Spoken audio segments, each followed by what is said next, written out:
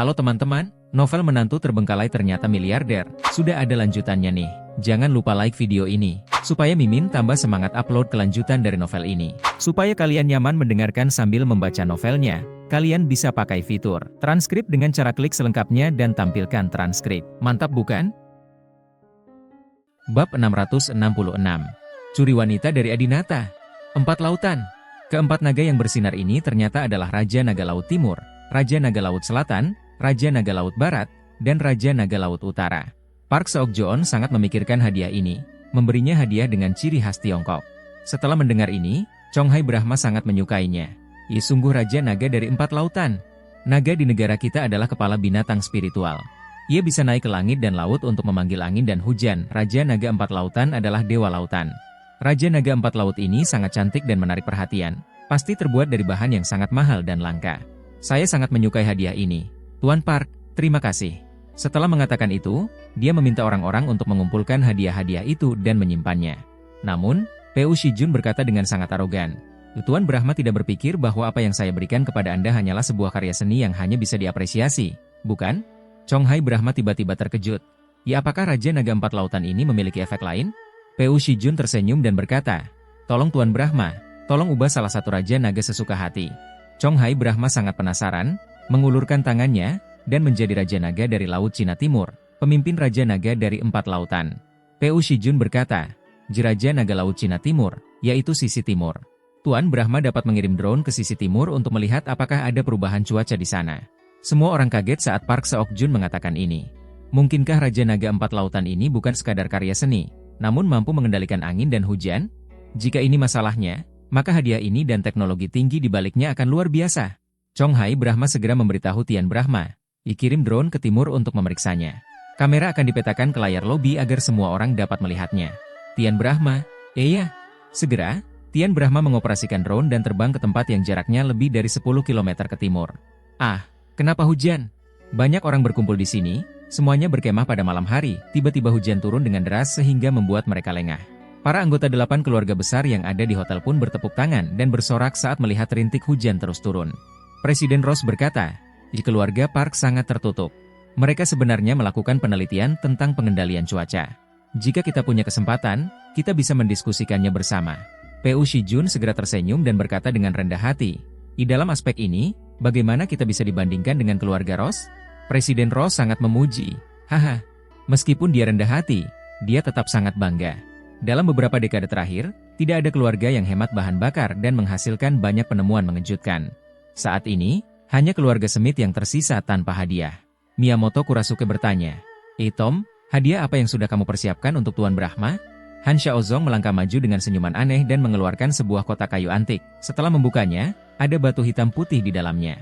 Ada banyak mata antara hitam dan putih. Jika Anda mengidap trypophobia pasti merinding saat melihatnya. Sekilas batu ini tidak begitu mencolok, namun jika melihatnya pasti akan tercengang. Manik Zi bermata 9.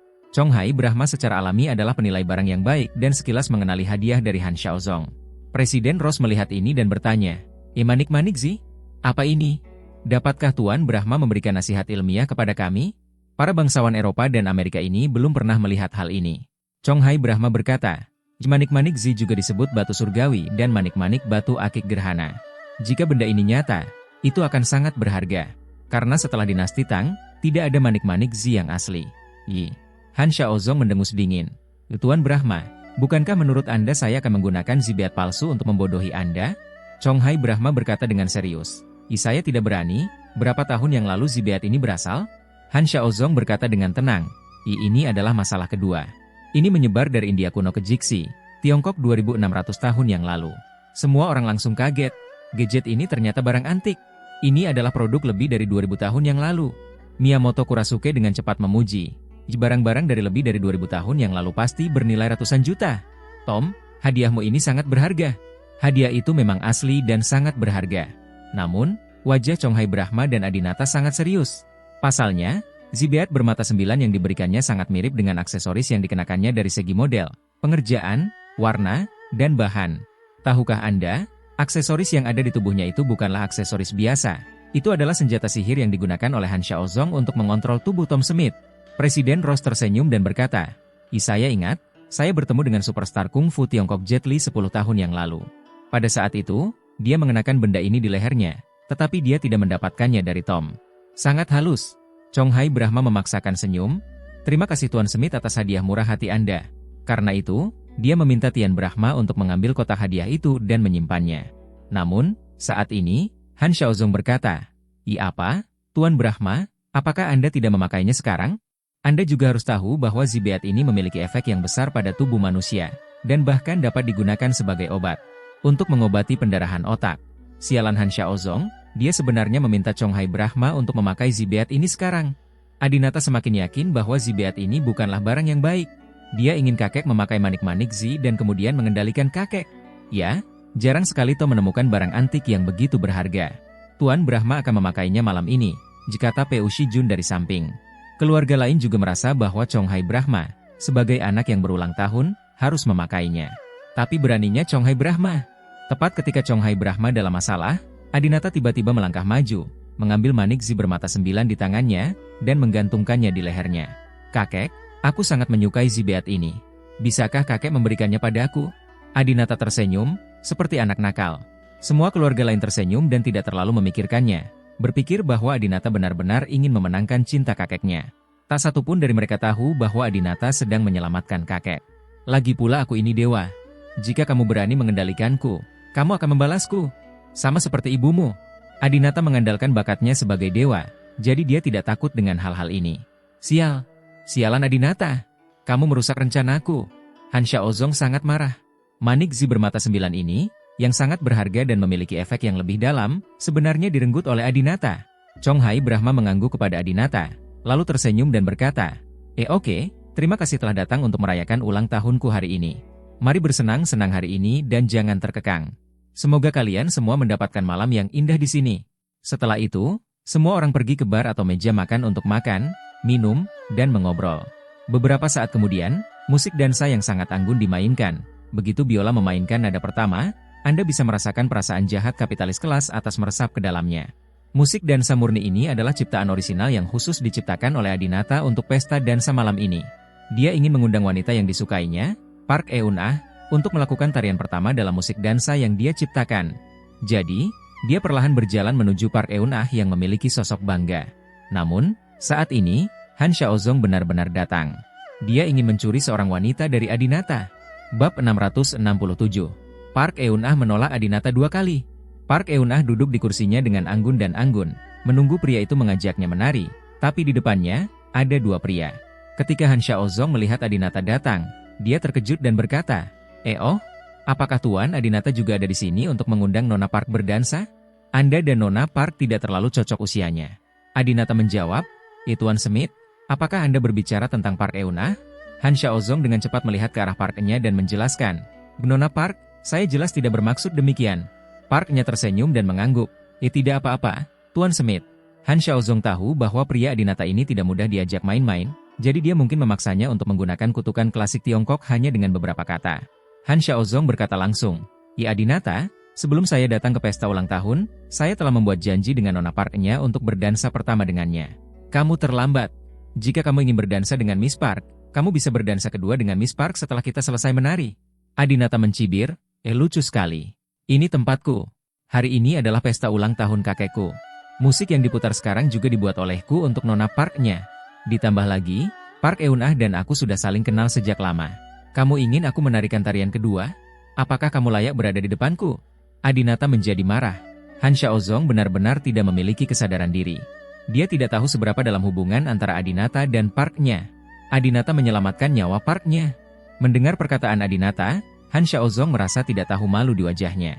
Namun, sebagai seorang pria, jika dia menyerah atas inisiatifnya sendiri, dia akan takut pada Adinata. Ibu Han Xiaozong dibunuh oleh Adinata. Dia tidak akan takut pada anak ini. Han Xiaozong berkata, jikalau begitu tolong Nona Peu-nya, tentukan pilihanmu sendiri. Han Xiaozong ingin memamerkan wajahnya sampai akhir. Dia lebih memilih dipermalukan oleh Park-nya daripada pergi hanya karena perkataan Adinata. Oke, Adinata juga sangat percaya diri. Dia yakin Park-nya pasti akan memilihnya. Namun Park Eun-ah mengulurkan tangan rampingnya. Tangan putih mulus itu tampak seperti gadis berusia 20 tahun, sangat terawat. Tapi tangan kanan ramping ini tidak menjangkau ke arah Adinata, tapi ke arah Han Xiaozong. Park Eun-ah memilih Han Xiaozong. Apa? Adinata kaget. Dia tidak mengerti mengapa Park Eun-ah memilih pria lain. Bukankah dia berpakaian seperti ini hanya untuk menyenangkan dirinya sendiri? Mengapa memilih orang lain? Hahaha, terima kasih. Han Xiaozong juga sangat gembira. Dia bahkan tidak menyangka Park Eun-ah akan memilihnya. Dia meraih tangan Park Eun-ah, lalu memegang tangannya dan berjalan ke lantai dansa bersama. Diiringi musik romantis, tangan kanan cantik Park Eun-ah dan tangan kiri layu Han Xiaozong terjalin erat. Tangan kiri PO-nya bertumpu pada bahu Han Xiaozong, sedangkan tangan kanan Han Xiaozong memeluk pinggang ramping PO-nya. Postur ini merupakan postur standar tarian mulia. Pria atau wanita manapun yang menari akan melakukan ini dan tidak ada yang tercela dalam hal ini. Namun saat ini, Adinata merasa sangat marah saat melihat wanita yang disukainya dirasuki iblis Han Xiaozong. Kuncinya adalah Park Eun-ah mengenakan pakaian yang sangat sedikit hari ini. Keduanya begitu dekat, terlalu mudah bagi iblis Han Xiaozong. Kenapa? Kenapa kamu memilih dia daripada aku? Bukankah kamu berdandan hari ini hanya untukku? Adinata sangat marah sehingga dia berharap dia bisa bergegas dan membunuh Han Xiaozong sekarang. Lagi pula dia akan segera mati. Chonghai Brahma menyadari ada yang tidak beres dengan suasana hati Adinata, dan segera datang untuk menghiburnya. Ina, ada apa? Chonghai Brahma melihat Adinata menatap Park-nya dan Han Xiaozong yang menari dengan ekspresi cemburu di wajahnya, dan segera mengerti apa yang sedang terjadi. Adinata berkata, Park-nya sebenarnya memilih untuk berdansa dengannya daripada aku. Chonghai Brahma menghibur. Xiao Chen, kamu juga tahu bahwa bukan hanya keluarga Brahma kita yang mengetahui rahasia keluarga Smith, tetapi juga keluarga Peu. Park Cheng-woo telah melihat metode pembunuhan yang aneh dan menakutkan di kastil Smith malam itu. Bagaimanapun, Park-nya adalah seorang wanita. Dia pasti memilihnya karena takut. Jangan terlalu memikirkannya. Setelah mendapat penghiburan dari kakeknya, Adinata tiba-tiba merasa jauh lebih nyaman. Ya, Park-nya pasti takut pada Han Xiaozong dan tidak berani menolaknya. Jadi dia memilihnya. Adinata merasa sedikit lebih baik memikirkan hal ini. Segera, mereka berdua menyelesaikan tarian pertama mereka. Dan pada akhirnya, Han Xiaozong, si bajingan, mencium tangan Park-nya. Kemudian, ketika Han Xiaozong melewati Adinata, dia sangat bangga. Adinata, langkah tarian Nona Park sangat indah. Tidak hanya langkah tariannya yang bagus, tetapi sosoknya bahkan lebih baik lagi. Ada beberapa kali ketika saya hanya melihat di tangga dansa Nona Park. Aku menginjak rok Nona Park, tapi untuk Nona Park tidak keberatan. Haha. Sekarang aku sudah selesai menari, kamu bisa pergi dan mengambil giliran kerjaku. Adinata mengepalkan tangannya karena marah. Jika Adinata tidak ingin membunuhnya nanti, Adinata akan memukulnya sekarang. Adinata tidak ingin memperingatkan musuh, jadi dia menahannya. Untungnya, kakeknya mengizinkan dia menikah dengan keluarga Wibisana selama 3 tahun dan menjalankan karakternya selama 3 tahun. Kalau tidak, dengan harga dirinya, bagaimana dia bisa bertahan sesaat setelah mendengar kata-kata ini? Kini, Adinata harus menerima bahwa dia hanya bisa menarikan tarian kedua bersama Park-nya. Sama seperti laki-laki biasa yang tak terhitung jumlahnya di Tiongkok, mereka hanya bisa mengambil alih perempuan yang telah dimiliki oleh orang lain. Ini adalah semacam tragedi. Pada saat ini, musik dance kedua dibunyikan, yang merupakan lagu tema film, Kota Bintang, dari The La La Land. Adinata dan Park Eun-ah sama-sama menyukai film ini, dan lagu ini sangat cocok untuk mereka berdua. Lagu kedua akan menjadi yang kedua. Pokoknya, Nyonya baru saja dipaksa.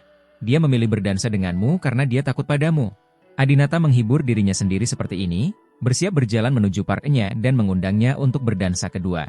Namun saat ini, Park-nya justru berinisiatif berjalan menuju putra keluarga George yang tinggi dan tampan, Anne George, Clay George. Park-nya menghampiri Clay George dan bertanya dengan nada rendah hati sambil tersenyum. Tuan George, bolehkah saya berdansa dengan Anda? Adinata tercengang. PU-nya tahu bahwa Adinata sedang menunggunya untuk berdansa dengannya, tapi dia sebenarnya berinisiatif mengundang pria lain. Hahaha.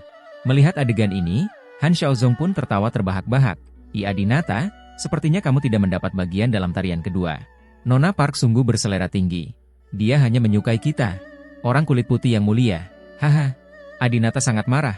Kamu, Han Xiaozong, juga berwarna kuning. Itu hanya mengendalikan tubuh orang kulit putih. Adinata benar-benar tidak tahan dengan amarahnya dan langsung berjalan mendekat. Saat ini, tangan Clay George baru saja bergabung dengan tangan Park-nya. Adinata berjalan mendekat, meraih pergelangan tangan Park-nya, dan dengan paksa memisahkan tangan mereka. Adinata, apa yang kamu lakukan? Beraninya kamu bersikap kasar padaku. Clay George sangat marah. Bab 668. Aku ingin kamu memohon padaku sambil berlutut. Clay George masih sangat muda, bahkan lebih muda dari Adinata. Selain itu, status keluarganya di antara 8 keluarga besar sangat tinggi, kedua setelah keluarga Ross di Amerika Serikat, Jadi di setiap kesempatan, dia sombong dan tidak menganggap serius Adinata sama sekali. Melihat Clay George dan Adinata akan berkonflik, Anne George, yang sedang minum di sampingnya, segera menghampiri dan meraih putranya. "Clay, kenapa kamu mendapat masalah dengan Ye? Jangan terlalu cuek." Clay George berkata dengan keras kepala. "Ibu, mengapa ibu terus membela anak ini? Adinata?" Anne George terdiam dan menjawab, "Ya, hari ini adalah pesta ulang tahun kakek Ye, bagaimana kamu bisa mencuri pasangan dan seorang lain?" Clay George berkata, Saya tidak merampoknya. Nona Park berinisiatif mengundang saya." "Oke, berhenti bicara, ikut aku dan duduk di sana." Karena itu, Anne George meraih tangan putranya dan pergi. Clay George mendengus pada Adinata dengan jijik dan berkata, "Ya, itu benar-benar tidak berguna. Wanita yang kamu sukai sebenarnya berinisiatif untuk berkencan dengan pria lain, dan kamu hanya bisa menatap dengan cemburu. Sudah cukup, diamlah." Anne George langsung menutup mulut Clay George untuk mencegahnya berbicara lagi. Adinata awalnya sangat marah pada Clay George, tapi ibunya terlihat sangat baik kepada keluarga Brahma, jadi dia tidak marah. Tapi Adinata masih merasa terhina. "Mengapa? Mengapa Anda, Park Eun-ah, berinisiatif mengundang Clay George alih-alih berdansa dengan saya?" Adinata tidak bisa menahannya lagi dan bertanya langsung, "Mengapa kamu ingin berdansa dengannya? Kamu tahu aku menunggumu." Park Eun-ah sangat acuh tak acuh. Dengan siapa aku ingin berdansa adalah urusanku dan tidak ada hubungannya denganmu." Adinata berkata dengan marah. "Lalu apa yang terjadi kemarin lusa? Kamu dengan jelas menyatakan cintamu kepadaku. Kamu juga bilang ingin memesan kamar denganku. Kenapa kamu tiba-tiba memperlakukanku seperti ini?" Adinata merasa Park Eun-nya sangat aneh. Terakhir kali mereka bertemu di malam hari, Adinata yakin 100% kalau Park Eun-nya sudah berencana berkencan dengannya. Namun, kini, dia menjadi seperti orang asing bagi dirinya sendiri. Park Eun-nya tersenyum dan berkata, Anda terlalu banyak berpikir, Tuan Brahma, saya tidak memiliki perasaan apapun terhadap Anda. Anda tidak pernah menjadi pria yang saya sukai sejak awal, dan saya masih tidak menyukai Anda sekarang." "Maaf." Setelah mengatakan itu, Park Eun-nya langsung pergi. Ketidakpedulian Park Eun-nya membuat Adinata sangat sedih. Dia berlari ke kamar mandi sendirian dan mau tidak mau meninju dinding. "Park-nya, kamu wanita sombong. Kamu berinisiatif untuk menyenangkan Clay George, bukan karena status tinggi keluarga George. Suatu hari, ketika kamu tahu bahwa aku adalah dewa dan 8 keluarga besar bergantung padaku, aku akan melihat apa yang akan kamu katakan dan lakukan. Aku ingin kamu berlutut dan memohon agar aku menjadi laki-lakimu." Adinata merasa PU-nya masih meremehkannya dan merasa status keluarga Brahma terlalu rendah dan tidak setinggi keluarga George. Saat ini, Adinata menerima pesan dari Lota. "Saudara Adinata, pastikan untuk memperhatikan keselamatan. Jangan biarkan apapun terjadi padamu." Adinata sudah memberitahu Luo Tea tentang rencana malam ini. Luo Tea tidak muncul dalam beberapa hari terakhir, dan tidak cocok untuk muncul hari ini, jadi dia menunggu kabar di rumah. Melihat pesan dari Luo Tea, hati Adinata terasa hangat dan akhirnya merasa jauh lebih baik. Meskipun Park Eun-ah cantik, jika dilihat bersama-sama, Lota lebih muda dan berkulit putih, dan dia lebih menyukai Adinata. Keren mungkin hanya hewan murahan. Semakin Anda menyukai diri sendiri, semakin sedikit Anda peduli. Semakin sedikit yang bisa Anda dapatkan, semakin keras Anda bekerja untuk mendapatkannya. Adinata menghela nafas lega. Sudah waktunya untuk memulai bisnis. Han Xiaozong, kamu pasti penasaran kenapa aku tidak memukulmu sekarang, karena selanjutnya aku akan membunuhmu. 15 menit kemudian. Pada pesta ulang tahun, Han Xiaozong memegang segelas jus, mendentingkan gelasnya dengan Clay George, dan berkata sambil tersenyum hangat, Tuan George, para pahlawan benar-benar berpikiran sama. Apa yang baru saja Anda katakan kepada Adinata, itu benar-benar mengungkapkan pikiran saya. Kamu bilang Adinata, anak ini, tidak memiliki kemampuan untuk mengajak Park Eun-nya menari, jadi mengapa dia melampiaskan amarahnya pada kita? Clay George dengan cepat menyetujui, itu benar. Bukan Park Eun-nya yang berinisiatif untuk mengencaniku, melainkan wanita itulah yang datang untuk mengencaniku. Dia bahkan membuatku dimarahi oleh ibuku. Han Xiaozong tersenyum dan berkata, sayang sekali Miss George menghentikan saya. Jika tidak, jika Anda dan Park Eun-nya menari bersama, Adinata akan marah. Haha, biarkan aku memberitahumu dengan tenang, wanita Park Eun-nya ini benar-benar yang terbaik. Aku baru saja menarikan sebuah lagu dan memeluk pinggangnya. Sungguh tak terlupakan. Clay George juga menyesalinya, dia melirik ke arah Park Eun-nya di kejauhan lagi dan menampar meja. Sayang sekali. Sayang sekali. Han Xiaozong berkata sambil tersenyum buruk. IPU-nya baru saja berinisiatif mengajakmu berkencan, yang menunjukkan bahwa dia tertarik padamu. Kamu hanya perlu pergi ke sana dan menanyakan informasi kontaknya dan membuat janji untuk hangout suatu hari nanti. Itu tidak logis. Bolehkah aku tidur dengannya? Clay George memikirkannya dan merasa hal ini bisa dilakukan. Dia sangat percaya diri pada dirinya dan keluarganya. Dalam kehidupan nyata, Clay George juga seorang playboy dan bermain dengan banyak wanita. Clay George sedikit khawatir. Bukankah ini tidak bagus? Jika Tuan Park Shijun mengetahuinya, saya khawatir. Han Xiaozong melambaikan tangannya. Saya sangat akrab dengan Tuan Peu Shijun. Dia berharap Anda akan jatuh cinta dengan putrinya. Hahaha, bagus sekali Pak Smith. Semangat, bersulang. Hei, bagaimana kamu minum jusnya? Baru pada saat itulah Clay George menyadari bahwa yang diminum Han Xiaozong adalah jus, bukan anggur. Han Xiaozong tersenyum dan berkata, saya dan istri saya sakit dan tidak cocok untuk minum. Mohon maafkan saya. Faktanya, alasan mengapa Han Xiaozong dan istrinya tidak bisa minum adalah karena sekali mereka minum, hal itu akan mempengaruhi saraf otak. Sekarang Han Xiaozong mengendalikan otak Tom Smith melalui aksesoris ini. Jika dia minum terlalu banyak dan otak Tom sendiri tidak jernih, akan sulit untuk mengendalikannya. Clay George tidak mengatakan apapun. Pada saat ini, mereka tiba-tiba menemukan bahwa Adinata secara misterius berjalan ke arah Chong Hai Brahma dengan semangkuk sup. Kakek, kenapa kamu minum? Wajah Adinata menjadi panik, seolah itu adalah masalah serius. Chong Hai Brahma memegang gelas anggur dan berkata, saya tidak tahan dengan keramah-tamahan Presiden Ross, jadi saya minum sedikit. Tidak apa-apa, Adinata berkata dengan cemas. Jika kamu minum, kamu tidak akan bisa minum semangkuk sup ini. Sekarang adalah waktu terbaik untuk minum semangkuk sup ini. Mendengar hal tersebut, Han Xiaozong merasa sedikit aneh. Jenis sup apa yang harus dipilih saat meminumnya? Kakek, kemarilah dan aku akan memberitahumu. Adinata meminta Chong Hai Brahma untuk meletakkan gelas anggurnya dan secara khusus memanggilnya ke tempat di mana tidak ada orang di dekat tembok. Apa yang Adinata katakan? Apakah itu begitu misterius sehingga tidak ada yang bisa mendengarnya?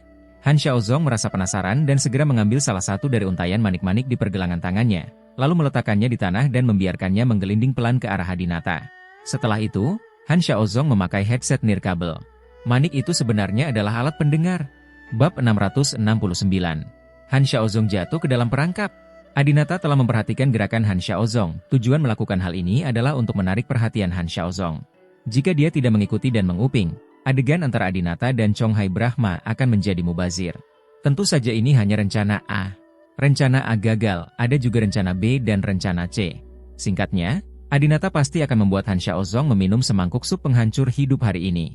Tiba-tiba, Adinata menemukan manik kecil berwarna gelap berguling ke arahnya dari lantai. Sebagai anggota dari 8 keluarga besar, Adinata secara alami tahu bahwa benda-benda kecil ini dapat menyembunyikan misteri. Pasti Han Xiaozong yang mendapatkannya. Tapi Adinata tetap tenang, berpura-pura tidak memperhatikan, dan berkata kepada kakeknya dengan cemas. Bukankah aku sudah memberitahumu bahwa kamu tidak boleh minum malam ini?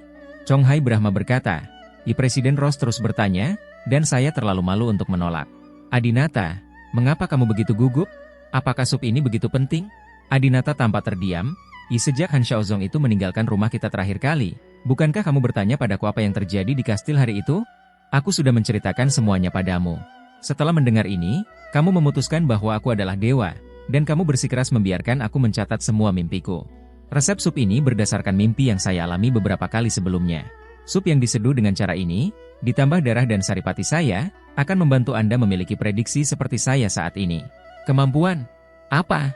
Saat ini, Han Xiaozong mendengar kalimat ini melalui earphone-nya, dan ekspresinya tiba-tiba berubah. Sup ini bisa memberi orang kemampuan meramal. Han Xiaozong sangat bersemangat. Yang ingin dia lakukan siang dan malam adalah menemukan dewa baru untuk membantunya mencapai terobosan teknologi. Jika Anda sendiri bisa memiliki kekuatan super ini, mengapa repot-repot meminta bantuan orang lain? Hahaha, saya datang ke konferensi ini pada waktu yang tepat. Saya tidak menyangka akan mendapat panen sebesar itu. Han Xiaozong menjadi bahagia, dan istrinya segera duduk di sampingnya. Meskipun dia tidak memakai headphone di telinganya, dia sudah tahu apa yang terjadi saat ini dengan melihat ekspresi wajahnya. Chong Hai Brahma berkata, saya sangat senang karena semua orang dari 7 keluarga besar merayakan ulang tahun saya hari ini. Dalam kegembiraan, saya benar-benar melupakan hal yang begitu penting. Apakah ini baik-baik saja? Saya akan meminum obat tradisional Tiongkok dari keluarga Brahma untuk menenangkan diri dan menghilangkan alkohol dari tubuh saya. Lalu saya akan datang dan minum supnya. Adinata tampak gugup, mengangkat tangannya dan melihat waktu. Baiklah, kamu harus cepat. Bagus. Setelah mengatakan itu, Chong Hai Brahma pergi dengan cemas. Setelah Chong Hai Brahma pergi, Han Xiaozong berdiri. Anak nakal, kamu ingin kakekmu punya kemampuan meramal? Haha, kenapa kamu tidak memberikannya padaku dengan harga murah? Han Xiaozong tersenyum dan berjalan menuju Adinata dengan jus di tangannya. Tuan Adinata, mengapa Anda berdiri sendirian di tempat terpencil seperti ini? Mengapa Anda tidak pergi minum bersama semua orang? Han Xiaozong memiliki senyuman di wajahnya dan nada yang harmonis, sama sekali tidak sarkastik seperti sebelumnya. Adinata terus bertindak, dan berkata dengan ekspresi tidak senang, Itu bukan urusanmu. Jangan ganggu aku, minum saja jusmu. Han Xiaozong tidak marah. Ketika dia melihat mangkuk yang dilindungi Adinata, dia tidak bisa menahan diri untuk tidak menundukkan kepalanya dan menciumnya. Adinata sangat ketakutan sehingga dia segera mengambilnya kembali. Takut Han Xiaozong akan merebutnya. Jauh. Han Xiaozong tertawa dan berkata, Adinata, supmu harum sekali. Aku paling suka sup. Aku ingin tahu apakah aku bisa mencobanya. Jika kamu merasa lumpuh, keluar dari sini. Adinata segera menggunakan kutukan klasik Tiongkok lainnya di Han Xiaozong. Han Xiaozong cemas, Adinata. Lagi pula aku juga yang lebih tua darimu. Bagaimana kamu bisa mengutukku berulang kali? Apakah kamu layak mendapatkan status bangsawanmu? Han Xiaozong tidak bisa berkata-kata. Dia jelas seorang dewa, makhluk paling mulia di dunia, tapi dia selalu lumpuh. Adinata bukannya tanpa kualitas. Dia belum pernah memarahi orang lain seperti ini sebelumnya. Dia tahu ini akan membuat marah Han Xiaozong. Adinata hanya peduli dengan hasilnya. Han Xiaozong menindaklanjuti dan berkata, oke, kamu masih anak-anak, dan kamu pasti masih marah karena apa yang terjadi pada PU-nya barusan. Sebenarnya aku sama sekali tidak tertarik pada wanita itu. Adinata mencibir. Ihaha, itu tidak berarti apa-apa. Kamu memeluk pinggangnya dan memeluknya dengan gembira? Han Xiaozong menjelaskan. Bukankah ini postur standar untuk menari? Jika kamu marah karena aku mencuri tarian pertamamu dengannya, maka baiklah, aku akan membiarkanmu memukulku untuk menghilangkan rasa sakitnya. Bagaimana kalau menghilangkan amarahmu? Adinata sangat ingin mengangkat tangannya dan memukulnya. Namun, Adinata mengambilnya kembali begitu dia melihat wajah di depan Han Xiaozong, yaitu wajah ayah Lota, Tom Smith. Bagaimana dia bisa memukul ayah Lota? Han Xiaozong, kamu sangat tercela. Ini adalah pertama kalinya Adinata tidak berdaya dengan seseorang. Jadi bagaimana jika Adinata membunuh orang di depannya? Han Xiaozong yang asli masih buron, dan dia tidak tahu di mana identitas aslinya. Han Xiaozong tersenyum, anakku, sebenarnya aku selalu ingin bekerja sama denganmu. Kita bisa berteman. Jika kamu ingin mendapatkan wanita itu parknya, aku hanya perlu menggunakan beberapa trik padanya untuk memastikan kamu mendapatkannya malam ini. Aku mencintaimu sampai mati. Kamu tidak boleh menyentuhnya. Adinata segera memperingatkan pihak lain, aku mengejar wanita yang kusuka, dan aku punya metode sendiri. Kamu tidak boleh ikut campur. Nyonya memang wanita yang disukai Adinata, tapi jika dia harus menggunakan cara tercela untuk menangkapnya, Adinata pasti sudah menggunakannya sejak lama. Adinata ingin wanita ini benar-benar menyukainya dari lubuk hatinya. Dia ingin wanita yang sombong ini menundukkan kepalanya di hadapannya, berlutut di depannya, dan memohon padanya untuk menjadi suaminya. Baiklah, aku tidak akan menyentuhnya. Aku hanya ingin menyesap sup ini. Han Xiaozong masih menginginkan semangkuk sup itu. Adinata segera memarahi. Jangan menyentuhnya.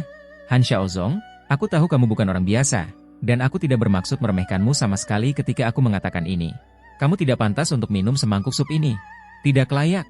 Mendengar kata ini, Han Xiaozong merasa tidak senang, namun dia semakin yakin bahwa sup ini sungguh luar biasa. Han Xiaozong menyipitkan matanya dan memikirkan apakah akan menggunakan cara apapun untuk mendapatkannya. Tepat pada saat ini, telepon Adinata tiba-tiba berdering. Adinata menjawab telepon.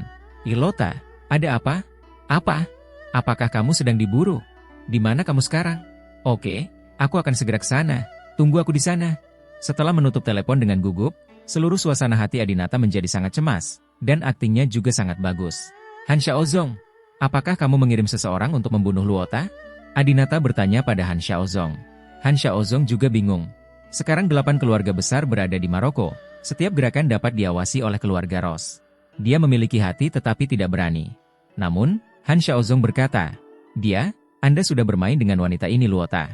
Saya tidak lagi repot-repot memilikinya, jadi saya mengirim seseorang untuk membunuhnya.